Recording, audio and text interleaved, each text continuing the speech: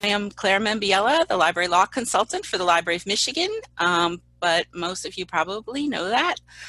With me today, thankfully, is Debbie McCula. She is the executive director of the Michigan Library Association, and I'm sure that most of you also are familiar with Debbie's smiling face too. Today, we are going to talk about the Library Privacy Act, and we're going to talk about it in a couple of different ways. We're going to do kind of a basic explanation of what the Act requires, but as we do that, we're going to discuss amendments that are percolating and working their way through the process in the legislature from Senate Bill 611. Which is amendments to the Library Privacy Act that are going to make some changes to this act and how libraries will act moving forward as far as privacy is concerned. We're dealing primarily with the first half of the Privacy Act, which is the disclosure of information portion. We are not going to be talking about the portion of the act that is pretty much Michigan's SIPA, the Internet Protection for Children. We're not going to be talking about that part of the Privacy Act today. We're concentrating on the portions of the act that deal with patron information. So the way I have this set up is PowerPoint where I have the portions of the current act and then followed by a slide that includes the amendment. So what I'm hoping that we can do is first talk a little bit about the history of the act, and then I'm hoping that Debbie will talk a little bit about the history of the amendment and how this kind of came about, and then we'll kind of launch into exactly what the act currently says and then what the amendments say, and Debbie, who's very familiar with this language and how it came about and all the different backstage things, is hopefully going to offer her very excellent perspective on how some of this happened, because legislation is not an exact science, right? So it's more of an art than a science. And you all know the quote about how the sausage gets made. So it is there is some portions of this language that I think the intent is going to be important. And Debbie has excellent perspective on the intent behind a lot of this language. So, and she also has information on the status of this particular bill. So let's go ahead and I'm going to share my slides. So I'm hoping everybody can see that. Okay, so I'm going to first ask Debbie. Debbie, would you like to do any kind of introductory hello or anything like that? Yeah, hello everybody. Thanks for joining us this morning, and Claire, thanks for inviting me to be a part of this. Good.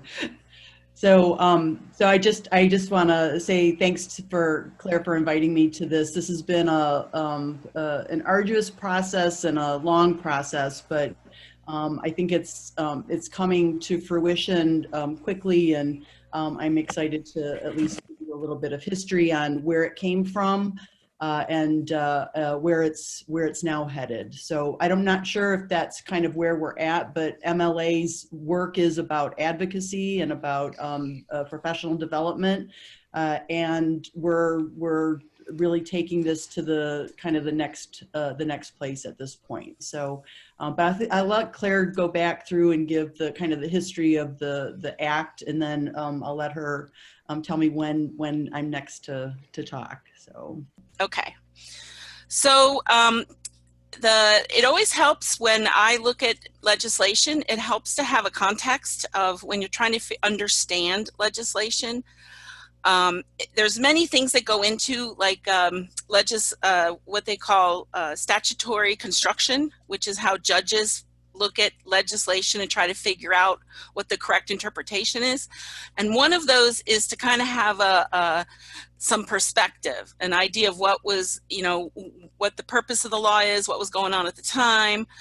And I thought it would help to know that the history of the Privacy Act, of the portions of the Privacy Act that deal with patron information, has actually been an issue of ALA since the beginning of the 20th century.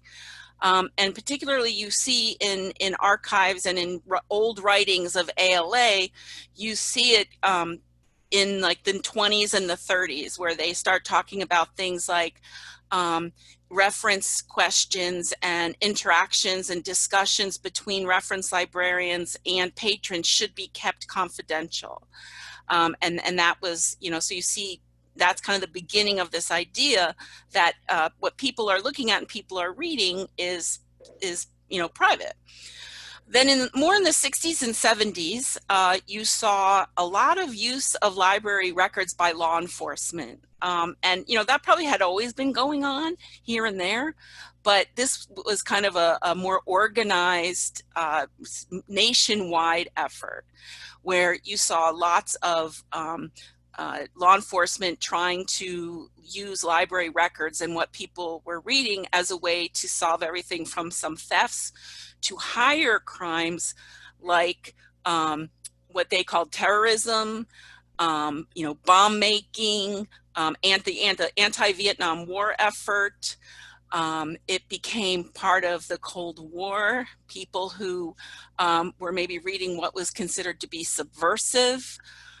So all of this was kind of local and national police were starting, the FBI were starting to kind of ask librarians to look at records to try to try to hunt to see who in their communities would either be likely to cause trouble or maybe causing trouble. And then in the 80s, this was kind of built upon where the FBI started a program where they were using academic libraries and academic librarians as a way to find out foreign students and whether foreign students were using libraries and librarians and information to subvert U.S. interests and maybe steal technology and try to get to, faculty who were, very knowledgeable in certain technological fields to maybe flip over to a foreign government. So whether these foreign students were in fact foreign agents. So that became kind of almost a very big scandal that librarians were being used in that way. So a response to these was the ALA started a very large push and lobbying effort to have states pass laws that would fight back, would prevent the use of library information, prevent the disclosure of library information to law enforcement or to anyone without a warrant or a subpoena. And so you'll notice, or if you do research this, you'll notice that across the country, many states' laws are very, very similar. And that's because the ALA had kind of a model act that they used to get these states to pass this law. So different states put their own stamp on it, but a lot of the privacy laws across the country are very, very similar. Michigan actually historically has had one of the strictest.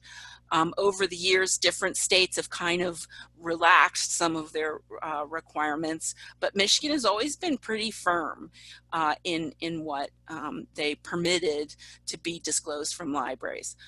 Debbie, do you have information on this or a perspective on this? No, I think you've covered most of it. I think that our law was put into place in 1982, and that's what we're starting to look at when we got SB 611 kind of registered. But we were looking at a 40-year-old privacy policy or privacy act that really needed to be looked at a little closer. There are so many things that have happened over the course of that last 40 years in terms of technology that we really felt that there could be a need to look at it more closely. So I'm going to let Debbie take the lead on this slide. This actually dovetails very nice with what she was just talking about. Yeah. So I think the part of the work really was about how libraries were looking at Again, I'll start with maybe where this all came from.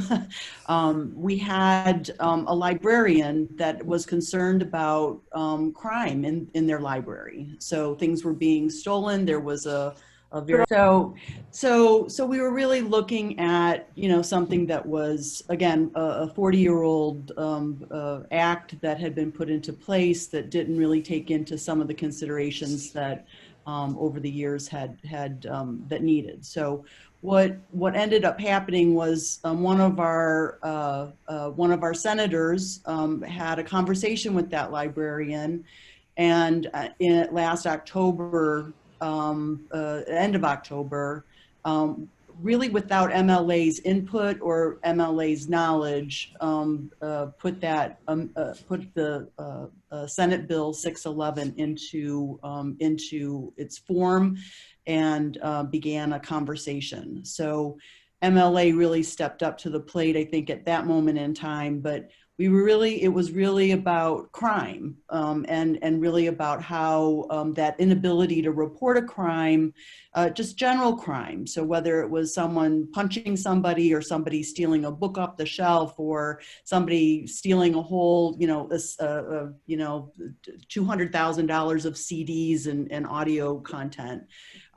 There was really no way, unless there was a court order for law enforcement to get involved in that when it happened on library property or within the library. So it really, and maybe crime increased over those 40 years, but it really was about how do we resolve that without having to go get a court order, because many times law enforcement said, well, you're not being cooperative with us. And you can't tell us, you can't give us any records, and you can't tell us who did it. And we can't use personal knowledge to do that. So that inability to report the crime and for law enforcement to take it on. So part of the issue really is about law enforcement as well. But that was very problematic, as Claire stated earlier. So what we wanted to clarify, and what we ended up doing with MLA, was we took that introduction by Senator McGregor. We took the copy of that bill, and had not had any input into it, we wanted to make sure that we were asking questions, and that we asked questions of our directors across the state. It not only involved public libraries, it involved school and academic libraries as well.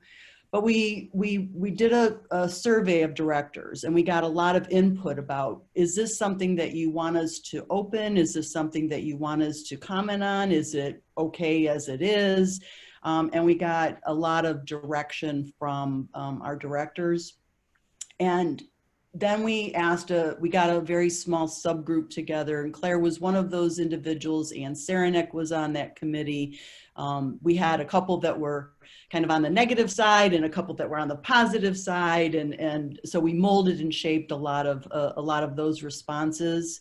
But we wanted to make sure that what we came up with within the end, after all of those responses, was something that everyone, because it affected every library in the state, that every library had the ability to converse with that, or to converse and to have their thoughts put into place. But it really was about, there were a few things that we really wanted to make sure of, that we had a definition of crime that was not put into the original bill, that we had who were considered law enforcement officers. We wanted to make sure that was in the bill.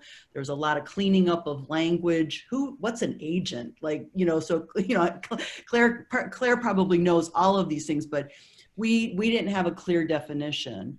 And then we really wanted to clarify, there are ways that we're working now that is very different from 40 years ago. We are using co-ops, and we're using rides, and people are touching library records in ways that they never did a while back. So again, there were a lot of issues to clear up. But I think the biggest part of it was, how do we how can we identify without sharing library records? Because I think we were all the value of holding close the privacy of a library patron, but how could library records perhaps be shared with law enforcement to actually move the needle? And what we ended up with was about surveillance video, because some attorneys in different parts of the state were interpreting the Privacy Act differently, and wanted to make sure that surveillance videos did not become a part of a library record. And that your personal knowledge, anyone in the library's personal knowledge of who that person was that maybe committed a crime or you could use that to talk to law enforcement. Many times I think the library staff would not even share that information because they felt that they knew that information because of a library record.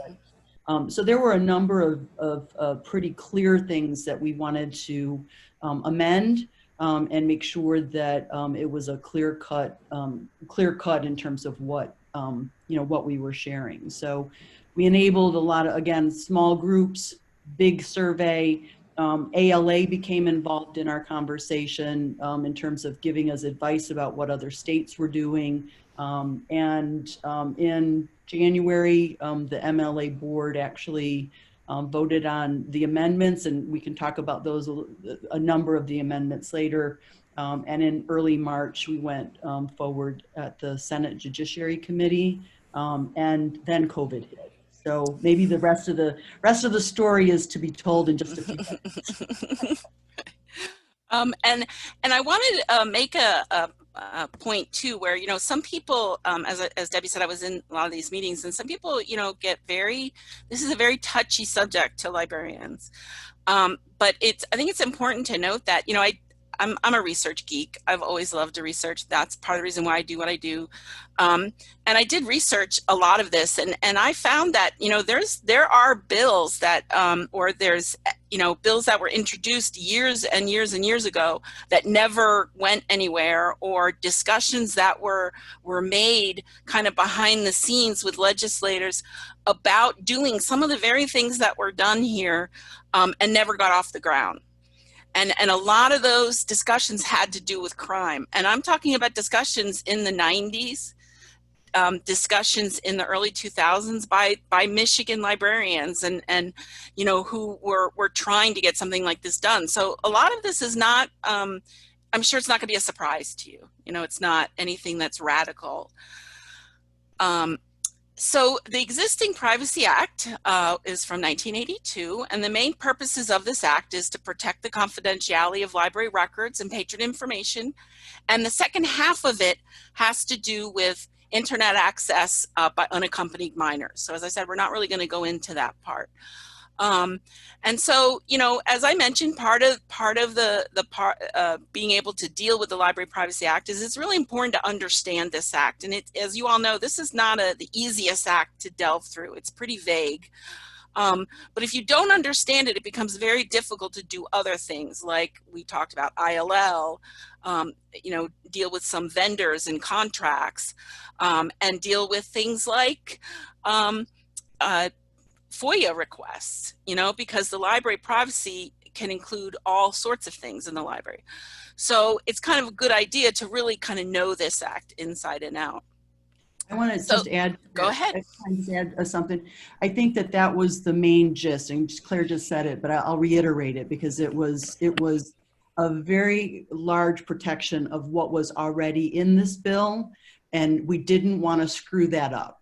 So we wanted to make sure that it stayed as strong as possible for the privacy records of a patron. And that was critical, that we didn't change the meaning of the Library Privacy Act, but that we amended it to include things that could be given to law enforcement to make sure that those kinds of things were taken care of. So. Thanks, Claire. Absolutely, absolutely. And incidentally, it's worth noting that libraries are one of the only entities that operate that, until this bill, at least in Michigan, did not have an ability to protect itself as a victim. So was not able to make reports and supply evidence to law enforcement without a whole process. Every other entity that you deal with, stores, retail, even the government, so even like the state of Michigan can turn things over to police when there's an issue or a crime, and libraries were unable to do that. And if you think about that, that makes it kind of difficult just to operate. So one of the very large issues in this act and is the definition of library records. So if the whole act is about keeping library records private, you have to know what a library record is. And I always say that one of the most important parts of a statute are the definitions. And the definition section is something that a lot of people, when you read a statute, you skip over. But it's very important because the definitions sometimes answer all your questions, because statutes are about words, right? And the legislature can put a word in, and what the legislature thinks that word means isn't always what you may think it means. And sometimes just from a legal perspective, the word doesn't mean what you think it means. And like that word agent is a really good example. So the existing law defines a library record as a document, record, or other method of storing information retained by a library that contains information that personally identifies a library patron, including his or her name, address, and telephone number, or that identifies a patron as having requested or obtained specific materials from a library. So this kind of encompasses not only a patron's personal information, so you think about their, just basic data, name, address, telephone number, but also then includes what we all think of library records, which is their reading material. And one of the things that libraries have always struggled with is if a library record includes all of this information, either separated or together, then that involves things like sign-up sheets for meeting rooms, sign-up sheets for programs, sign-up sheets for computer usage.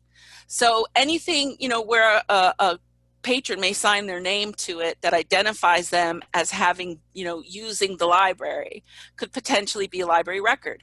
So that's kind of what makes it squishy and difficult to kind of figure out.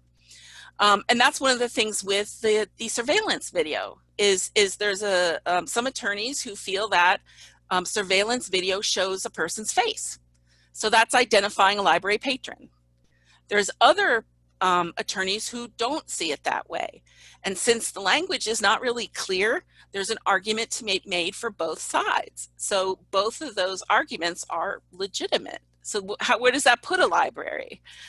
So, library record has traditionally not include general statistics. So your general circulation statistics, how many times a book was checked out, how many patrons in general you have. If you're a district, how many patrons from different parts of your district have checked out different books.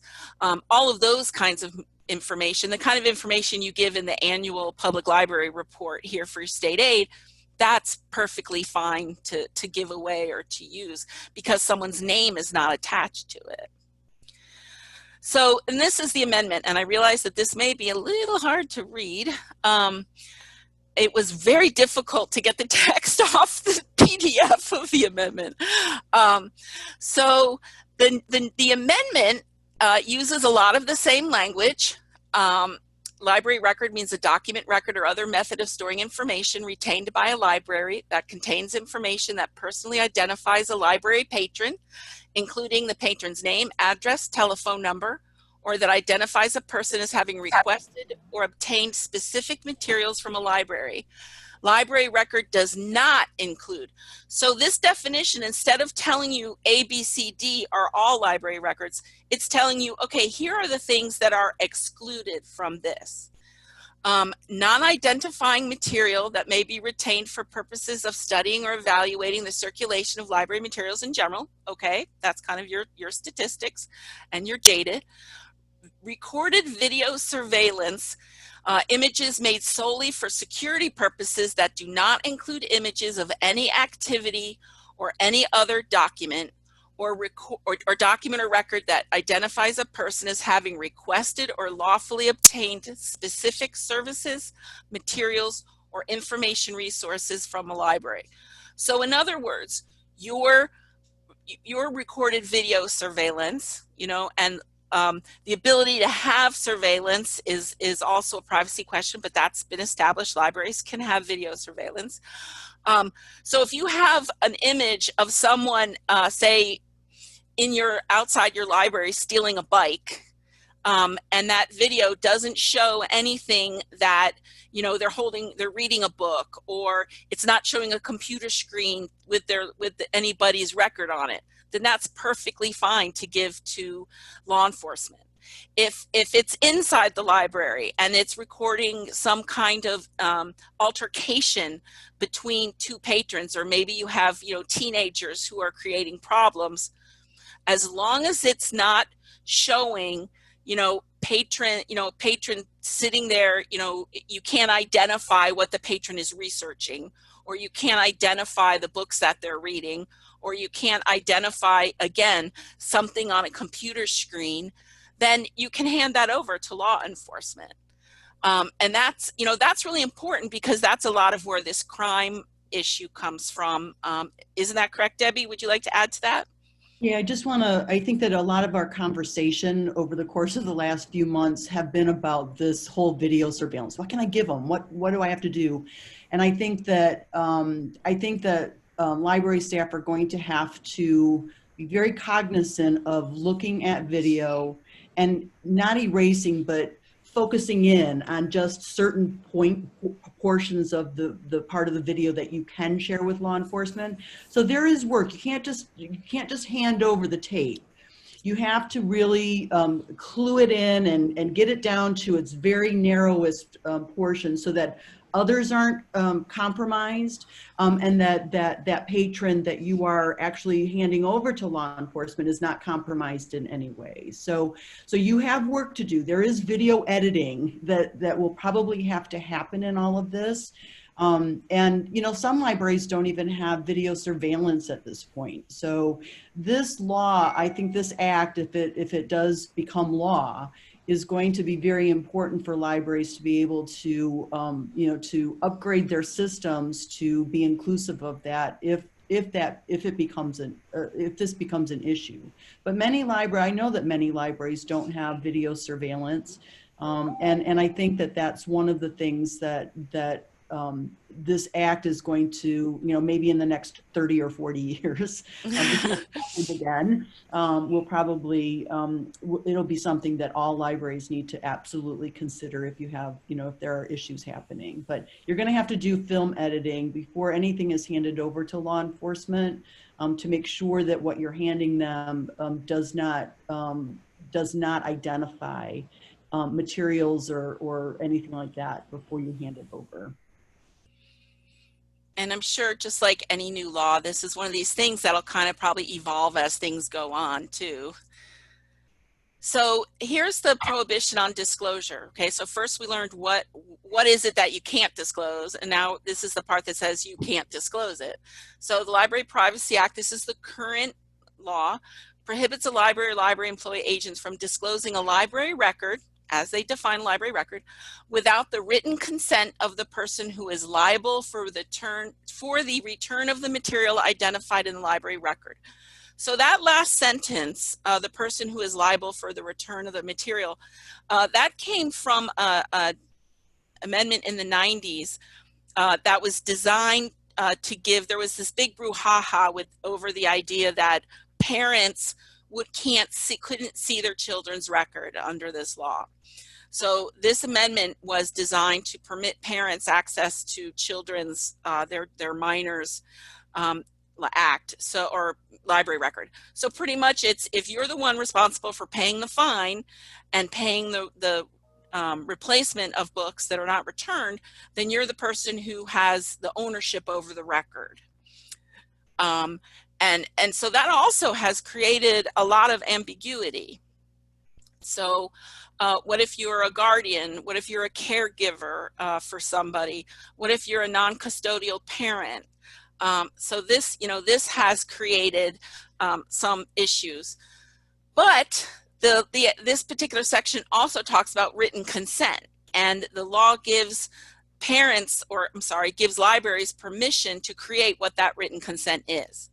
And that, which is awesome. That ability alone is great. Libraries have the authority to determine what constitutes written consent for purposes of permission over a record.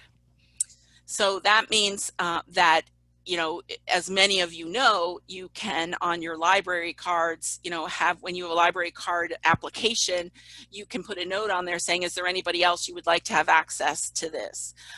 So that if you have, say, a disabled patron, they can indicate their parents or their guardian or their caregivers as someone who can check books out for them and have access to their records. Spouses can acknowledge each other. So that's, you know, that makes it much easier in terms of this, you know, prohibition on disclosure without permission. So, but some of the things that can't be done are, you know, you can't disclose a patron database to a ballot question committee. So, for example, your yes committee for your millage can't have the addresses out of your patron database for purposes of sending information. The friends can't have it for their newsletter.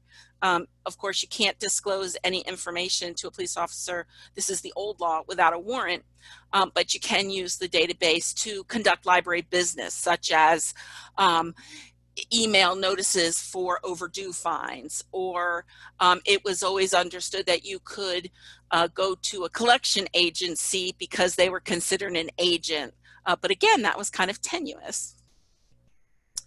As I said, the written permission can be determined by the library, which means you could use a card application statement or an option.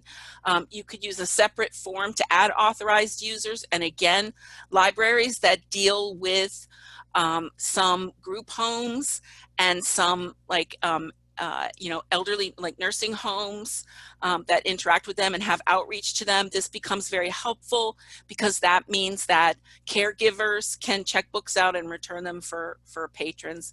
Divorced parents has been an issue, but if, you know, if the non-custodial parent is the one who opens the library account for the child, then they're the ones who have, you know, ownership over the account, and then it becomes the custodial parent who would need to, you know, try to get access to the account.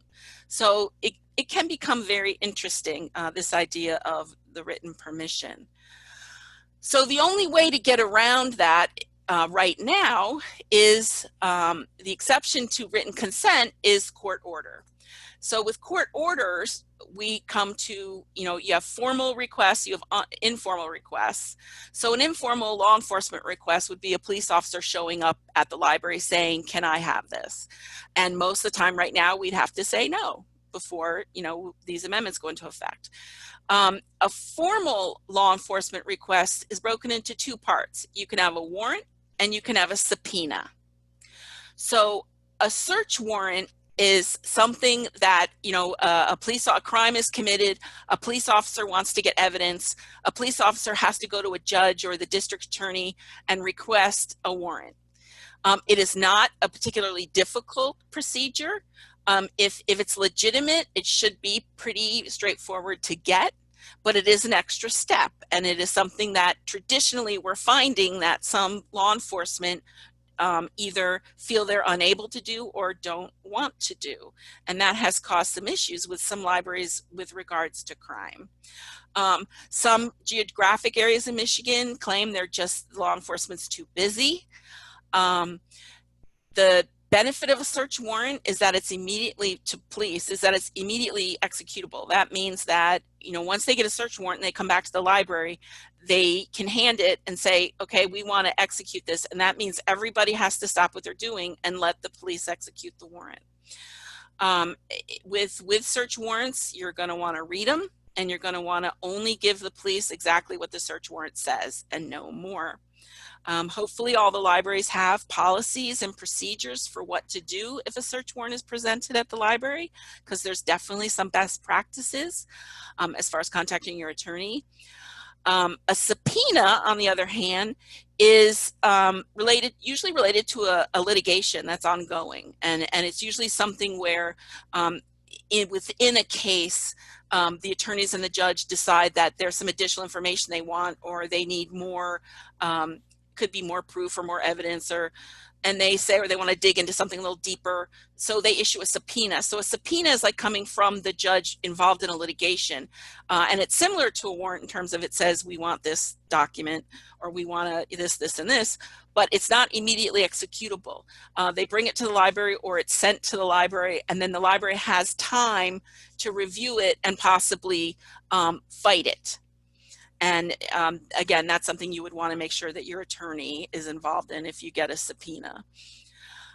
So again, library should really have policies on this. If you don't, even given these current amendments, this is still in effect. It's still in effect that, if you're being asked for information that's not a surveillance video and isn't something that is, in your personal recollection, you are going to want to have a search warrant or a subpoena.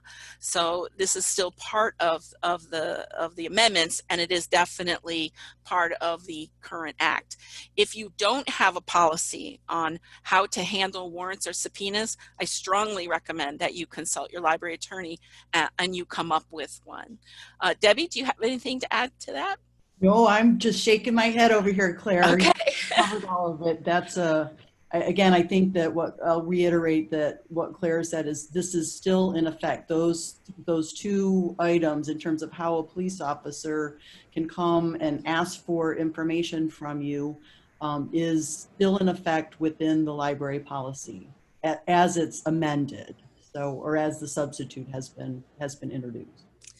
So, just to recap a little bit, the definition of library record, that library records cannot be disclosed, except in, with right now, they can't be disclosed unless you have written permission under the amendment. There are some circumstances under which you can disclose them.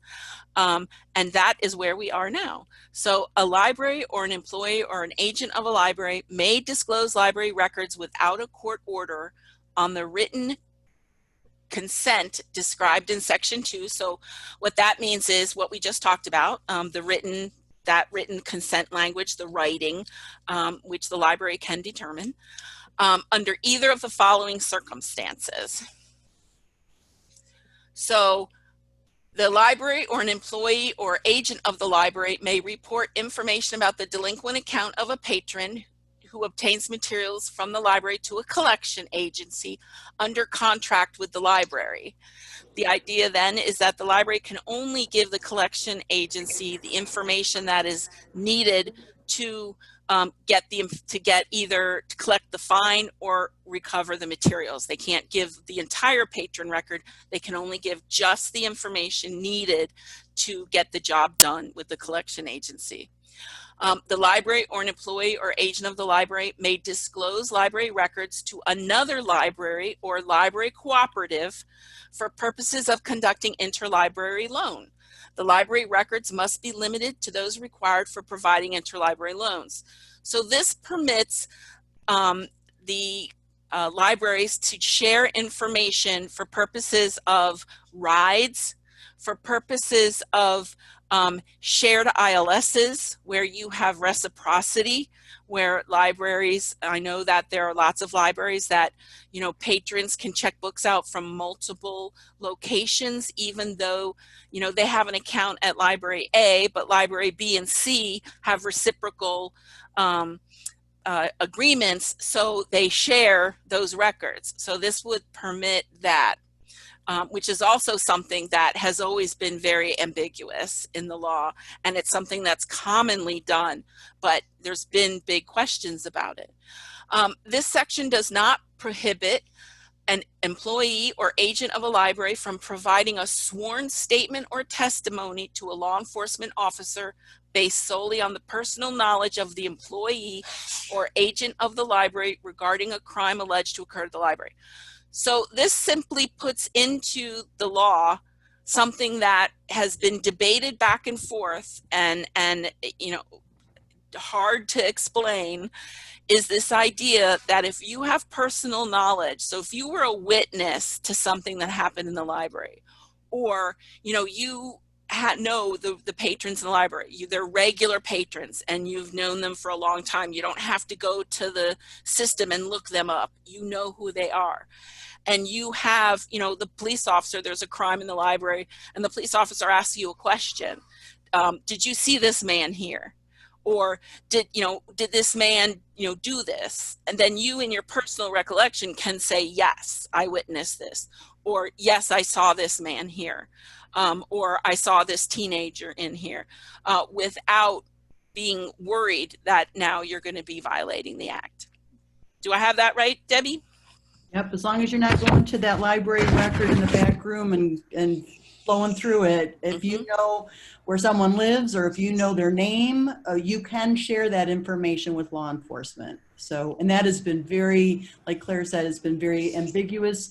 This is common practice. I mean, the common practice in A and B that you're looking on your screen, these are things that you've always done. They have just never been put into the Privacy Act. So we wanted to make it crystal clear that you were not violating the Privacy Act by sharing, with a collection agency or sharing with a co-op so that you could get books, from a different region. So these are, and again, this is just clarifying the things that were not included within the very simple draft of the act back in 1982, but these are things that you are now doing and have been doing for a long time that are just being clarified within it. But I think the big one is section 6 or number 6 here, about being able to share names or addresses or just knowledge of a person based on what you know, and that you don't have to go back and look at any record. But if you do know it or one of your staff knows it, they are absolutely able to share that with law enforcement. So the penalty for violation of the Library Privacy Act currently is, if improper disclosure of library record, the penalty is actual damages. So if a person, say, had any kind of, if the person whose information was disclosed had any kind of tangible injury, they could request reimbursement or money for that, or $250, whichever is greater, plus reasonable attorney's fees and costs, which, depending on the action, could be a lot or very little. So this has always been on the books. This is the law that it stands now. And that applied to the library itself as an entity, as well as employees and agents. So, an agent in legal parlance has always been anybody who had the authority to speak on behalf of the library or act on behalf of the library. So in theory, this penalty really applied to anybody who worked in the library if they had the ability to speak on behalf or act on behalf of the library. So, this is the existing penalty. You could, as an employee, you could always be sued by somebody for improperly disclosing their information. So the amendment, first they define employee or agent, and they define it as an employee of a library, a member of the governing body of the library, so the board, an individual who is specifically designated as a volunteer and who is acting solely on behalf of a library, and any other person who is lawfully performing services on behalf of a library under a written contract. I want to unpack this a little bit. So when you read volunteer, that can be a little disconcerting, but what's important to understand about this amendment is that acting solely on behalf of the library portion. Okay, it doesn't just say a volunteer, it says a volunteer acting solely on behalf of the library. The intent of that language is Michigan has a couple libraries that are volunteer libraries. So they're lawfully established libraries, but they are run by volunteers. So their administration, their library director is a volunteer. And so in order to ensure that these people would be covered under this, since they are, the definition of employee is a little shaky for them, this was put in there. So, what's important to consider is that if you have a lot of volunteers in the library, it's that acting solely on behalf portion that determines whether or not they would be liable. Um, and then the other thing to unpack is performing services under a written contract. This was to address the issue of databases and online vendors who libraries deal with that have library records. So it can be everything from if you have a shared ILS and the company that has the ILS has access to the patron records. It can be some database systems like EBSCO or some other database systems where patrons have to log in to use it, and they're told that some of their information may be retained as part of that login or creating account access. And so this was to firmly ensure that those parties also have the same duty to protect that information and are under the same liability as the library and the people in the library if they do not protect that information. Do I have that right, Debbie?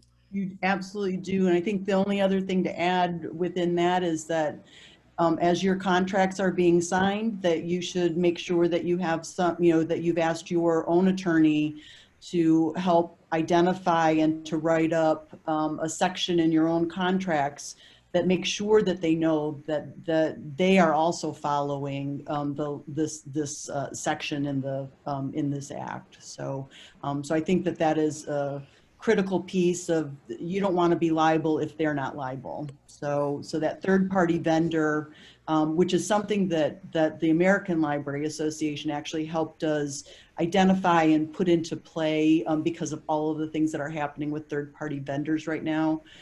They wanted to make sure that we were looking at that very seriously within our own Privacy Act. But it is then up to you to make sure that you are signing contracts with those third-party vendors that actually have that within the contract in some context. Okay, so this is the other amendment, which goes directly to the point of not the definition, but actually the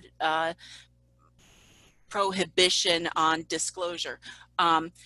If an employee or agent or of a library knowingly violates Section 3, which is the one that says you can't disclose information, the employee or agent is subject to liability to the person identified in a library record that is improperly released or disclosed.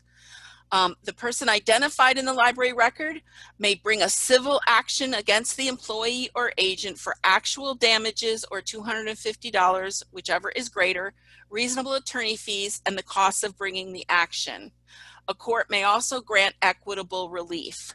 Now, equitable relief was not in the prior bill, but what that is that gives the judge discretion to create, either a different or another outcome to the party. So it could be if someone had disclosed a record, the judge has the option to come up with another punishment that might solve the issue or make the other person what we call whole in the legal world, that is different than money.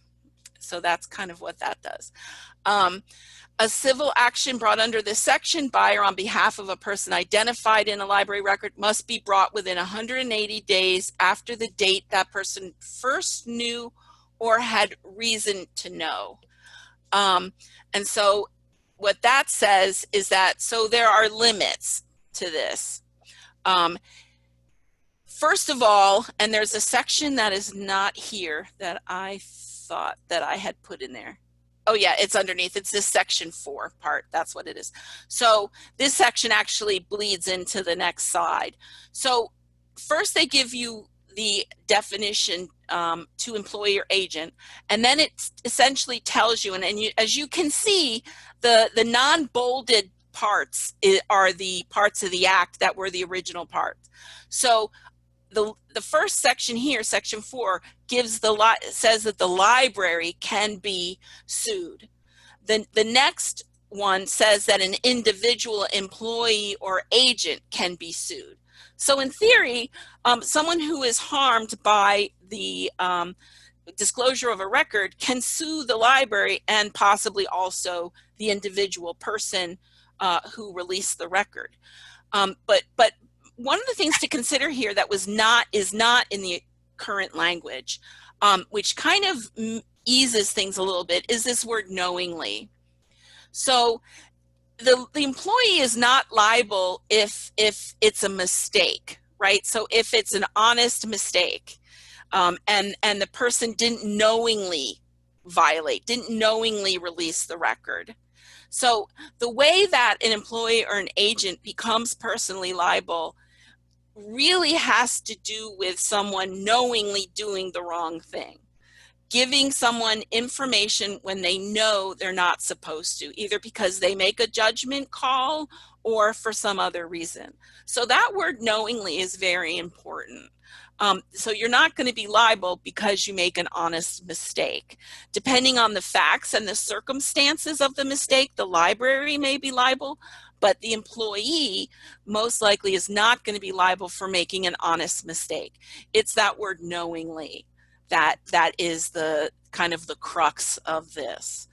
And then there is now a limit on when an action can be brought. So the person who would sue has 180 days after the day that they first know that their information was disclosed, or they first had reason to know. So again, depending on the facts, if someone in their family finds out, if there was a letter sent that then maybe they didn't read for, they didn't see it for a month or something. So the date starts to toll at the time that they knew or they should have known. And then after that 180 days, they can no longer bring an action. Debbie, do you want to comment on that? Nope, I have the knowingly. We need to circle that in big yellow circle. Mm-hmm. So, Mm-hmm. but that was the key word. And I think that most of the library directors around the state felt very comfortable that if someone knowingly or is a disgruntled employee and happens to do things like that, so that a library didn't have to take the brunt of liability. So I think it's an important caveat, I think. But I think that's the gist of that. So again, it's a reminder that we always had a liability provision in our law. Knowingly is important. It's for individuals. It's only applicable if you knowingly disclose, and volunteers must be working solely on behalf of the library, and that the claimant has to bring suit within 180 days. So these are all things that, are changes, but these are not necessarily bad changes. These are actually, as I said, there was always liability, but the liability wasn't knowingly, and now it is knowingly, and that does put some limits on it. So what does this mean for libraries? And these are just, some bullet points that I think are important to think about once, this law goes all the way through. You want to make sure that you read your statutes carefully and that you read all the definitions. So read this bill is currently up on the Michigan legislature's page for Senate Bill 611, along with all of the Senate analysis. So I would read it carefully to get prepared.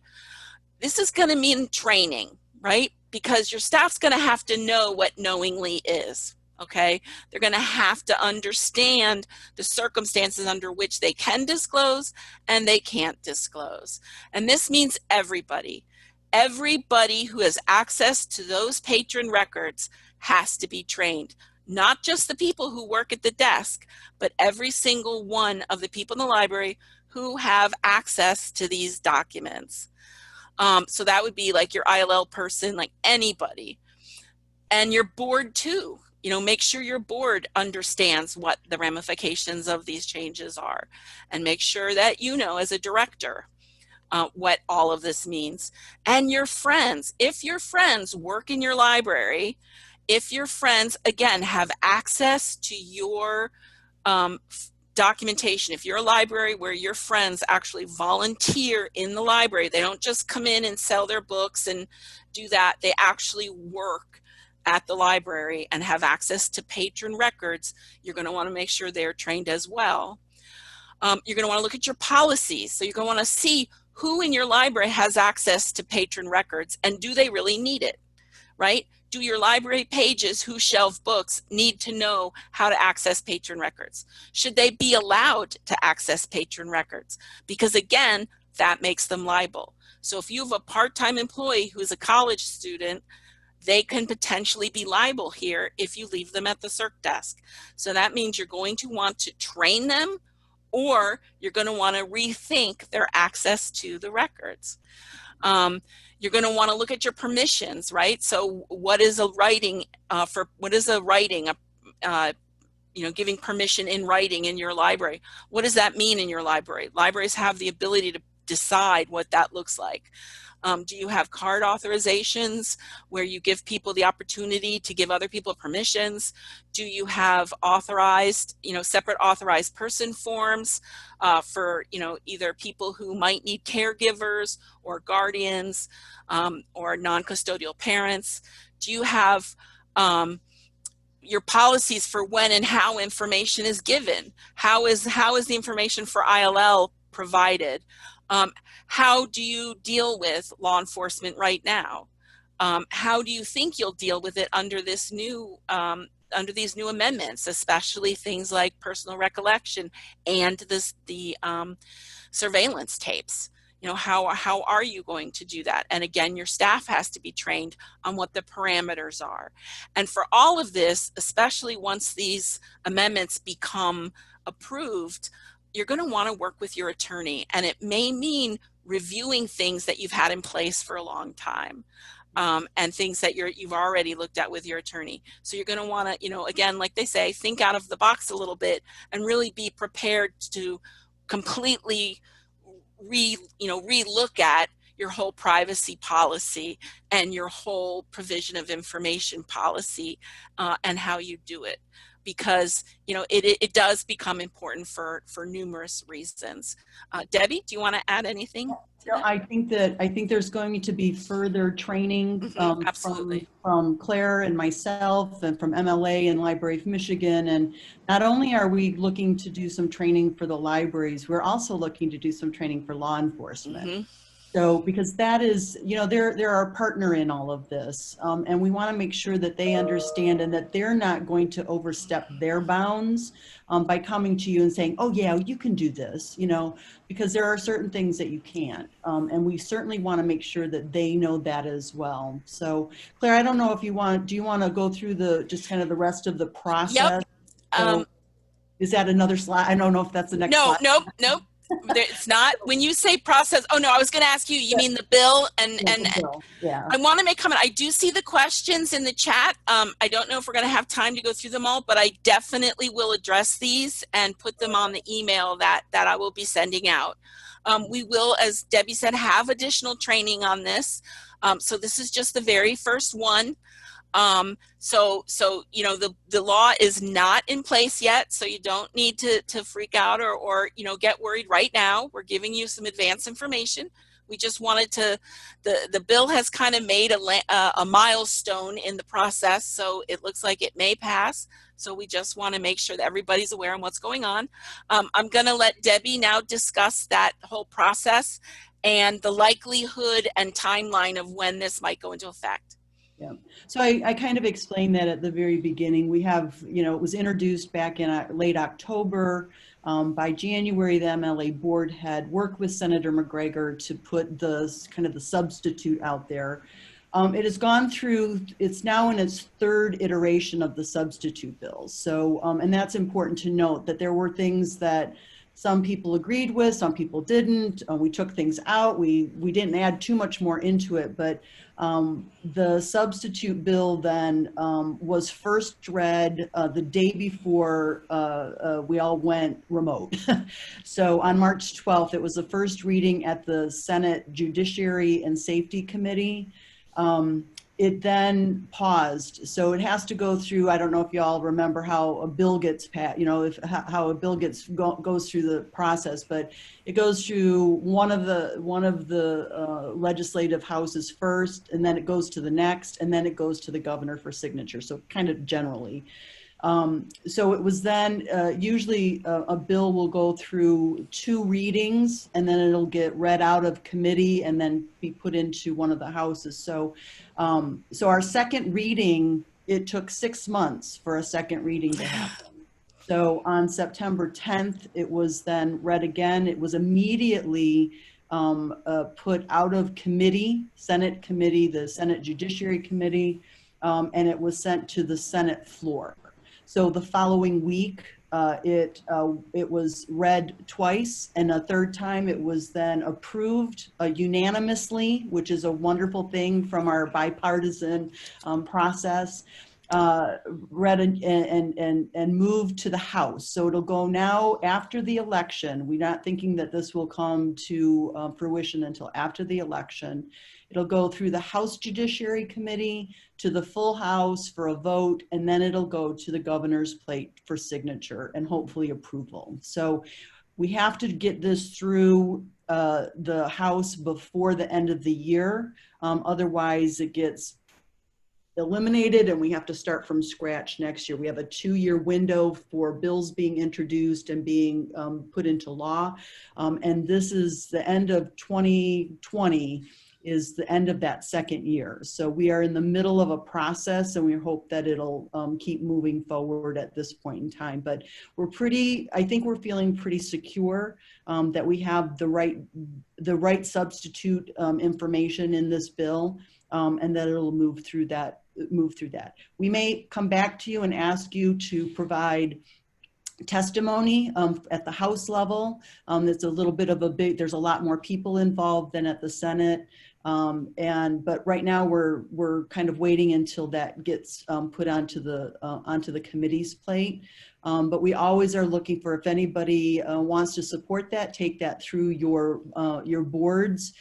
We also, when we provide testimony, MLA provides testimony, we can write up a card on your behalf and send that through the system so that it's recorded that you are in support of the bill. So any of I just saw Eric pop into the screen. Any of the co-op directors that would like to send information out, we can actually write something up for you that you can send out, and we can get some cards collected. So, but we're thinking it's very positive, but we're thinking it's going to be right at the end of the year that we will have it signed into law.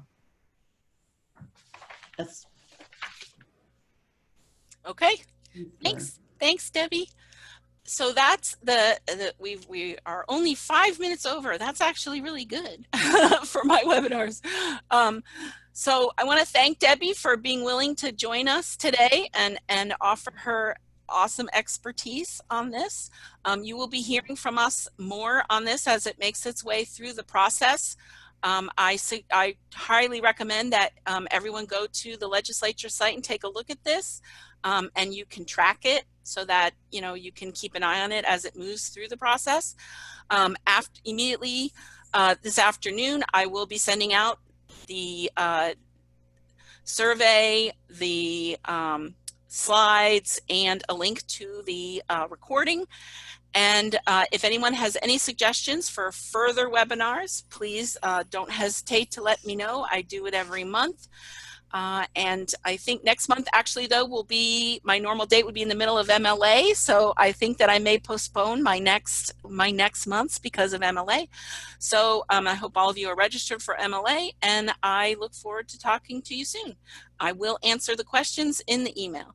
Thank you very much, everybody, for being a part of this, and I hope you all have a great day. Thanks, Claire. Bye. Thanks, Debbie.